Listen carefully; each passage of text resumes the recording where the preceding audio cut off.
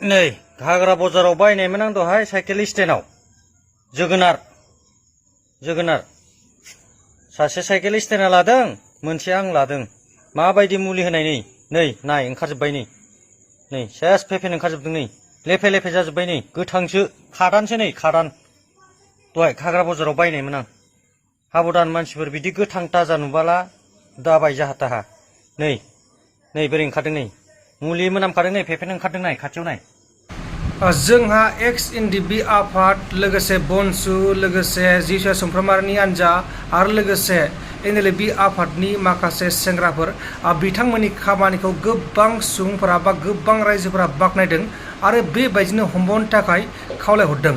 लोगोसे गुवाहाटी नोगोरमायावबो हमबावनो थाखाय गोबां सिख्लाफोर दंबावो लोगोसे आइजोफोरबो दंबावो। सिख्लाफोराबो जाहैबाय देहा फानग्रा आइजोफोराबो जाबाय देहा फानग्रा बिनि सायावबो सावरायगोन आरो लोगोसे जोंनि बे आसामनि गलाघाट जिल्लायाव सासे बिमाया गावनि फिसाजोखौ देहा फालांगिरि खालामनो होदोंमोन बा होगासिनो दंमोन बिनि सायावबो सावरायगोन। नाथाय बे आइजोआ दा जोबथेसालिनि साजा मोनबाय। खुलुमबाय नोंथांखौ बयखौबो बरायबाय। अब्ला जों गिबियावनो सावरायगोन नैबे गलाघाटनि जाथाय। गलाघाटआव सासे बिमा दुथां बिमा बे बिमाया गावनि फिसाजो गथ'खौ हिनजावसा गथ'खौ देहा फालांगिरि खालामनो होगासिनो दंमोन आरो बे बिमाया गावनि फिसाजोखौ गलाघाटआव मोजां फरायनाय जाया आं नोंखौ गुवाहाटियाव लाबोगोन गुवाहाटियाव लाबोनानै मोजाङै फरायगोन होननानै थगाय थसि लाबोदोंमोन। गुवाहाटियाव थगाय थसि लाबोनानै रुम लाबाय। रुम लानानै बियो गाज्रि खामानियाव बा देहा फालांगिरि खालामग्रायाव गावनि फिसाजोखौनो असे फिसाजोखौनो देहा फानहोबोगासिनो दंमोन।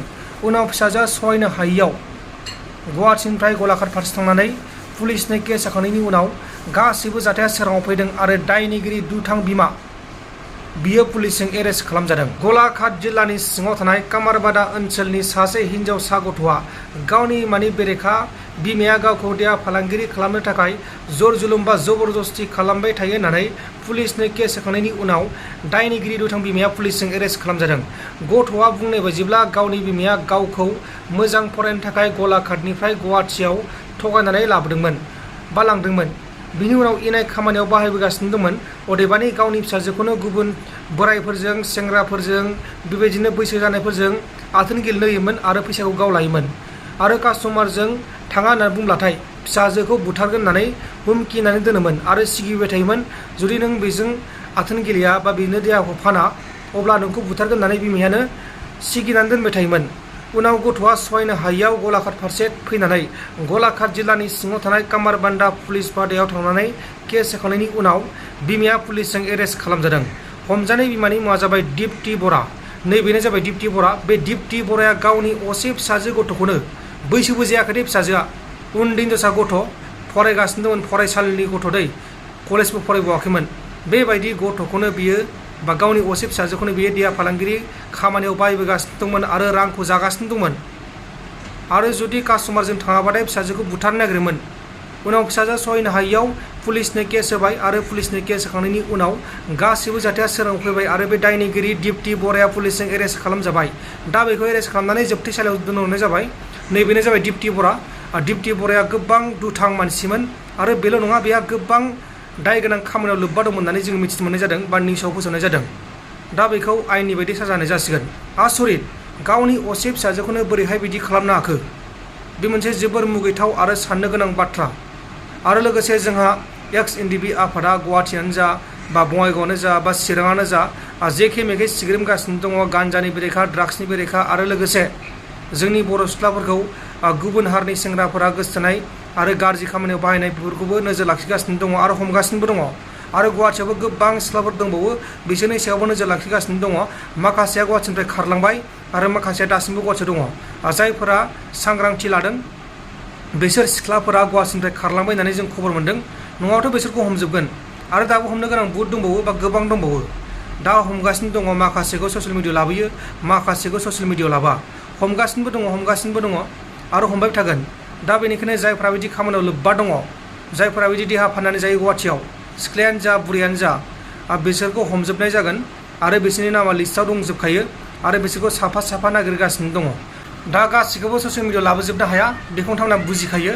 आरो लोगोसे जोंहा ओजोंहाय सोनाब साइडजों जोंहा हमगासिनो दङ आदा अफ्रिमोन लोगोसे जिसा सुमफ्रामारि बिथांनि हान्जा आरो लोगोसे NLFB नि हान्जा आरो लोगोसे XNDB इउनिटफोरनि हान्जा बनसु गोबां मोजां खामानि मावगासिनो दङ बिथांमोनाबो सिग्रोमगासिनो दङ हमगासिनो दङ आरो हमबाय थागोन होननानै बिथाङा बा बिथांमोना बुंदों आरो बिथांमोना हमनानै पुलिसनि आखायाव गथायगोन होननानैबो बुंदों आरो रोखा बुंदों बे बाथ्राखौ जोंहा जिसुया सुमफ्रामारि बिथाङा रोखायै बुंदोंमोन खौरांगिरिफोरनि सिगाङाव बुंदोंमोन नोंथांमोना बेखौ मिथिखाबायानो जानांगौ आरो बेखौ माखासे इउटुबारफोराबो आपडेट होखानाय जादों दा जियानो जादोला बिथांमोनखौ हमनांगौ जायबा बेबायदि खामानियाव लोब्बा दङ गाज्रि खामानियाव लोब्बा दङ गान्जानिफ्राय लानानै ड्राग्सनिफ्राय लानानै आरो देहा फालांगिनिफ्राय लानानै गासिखौबो हमजोबनांगौ जोंनि बे गुवाहाटियावल' नङा गोबां दङ ओजों सोनाब साइडआवबो दङ बरपेटायाव दङ बङाइगावआव दङ चिराङाव दङ क'क्राझारावबो थानो हागौ आरो गोबां जायगायाव दङ दा बेनिखायनो गाव गावनि जायगानिखौ गाव गाव नोजोर लाखिनाया साबसिन जागोन मानोना जों दा गुवाहाटिनिफ्राय हमहैनांगौबा बे मोनसे गोजानद्राय जागोन खारखोमा लांनो हागौ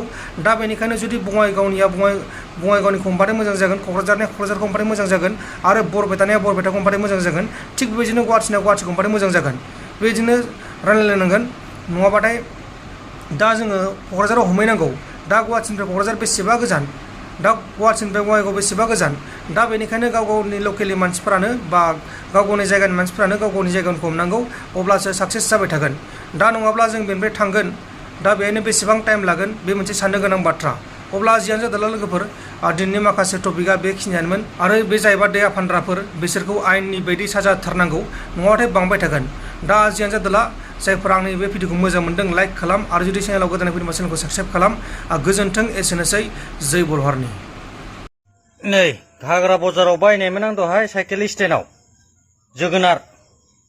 जोगोनार सासे साइकेल स्टेन्डआ लादों मोनसे आं लादों माबायदि मुलि होनाय नै नाय ओंखारजोब्बाय नै सेस फेफेन ओंखारजोबदों नै लेफे लेफे जाजोब्बाय नै गोथांसो खादानसो नै खादान दहाय घाग्रा बाजाराव बायनायमोन आं हाबदान मानसिफोर बिदि गोथां ताजा नुबाला दाबाय जाहा ताहा नै बोरै ओंखारदों नै मुलि मोनामखादों नै फेफेन ओंखारदों नाय खाथियाव नाय माबायदि ओंखारबाय थादों नै नुदोंना डेन्जार जानायमोनबा मा जागौमोन दा बेखौ बेसेबां गिलुलु नै एकदम लेफे लेफे जाजोब्बाय नै मोनबाय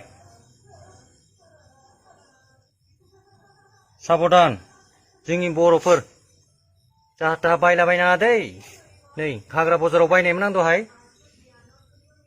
दे भिडिअखौ एसेनोसै दोनबाय हाबदानै थाबानो जाबाय दोनसै जोंहा हटेला बेनो दै दासो माल सोगासिनो दं टेबोलफोराबो सियारफोराबो दामिनि